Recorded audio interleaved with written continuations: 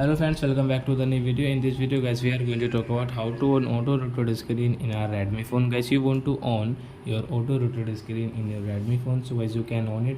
And guys, now let's see how to on auto rotate screen in our Redmi phone. In this video guys, I am going to show you guys how can you on auto rotate. So friends, first of all open your phone setting to on your auto rotate screen. Then guys scroll and guys click on your display setting guys, and again scroll and guys you can see this auto rotate screen. So we will on from the right side. And guys, now let's see how can you use your auto rotate. So example for guys, you are using YouTube,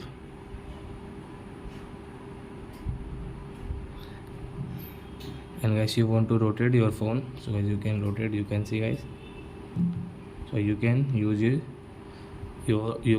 your auto rotate screen like that guys in your Redmi phone. So I hope friends you have understood how to on auto rotate screen in our Realme phone. So that's it guys, thanks for watching. Now we will meet our next video with new topic. Before going guys, please go and like my video, subscribe my channel. Bye bye friends.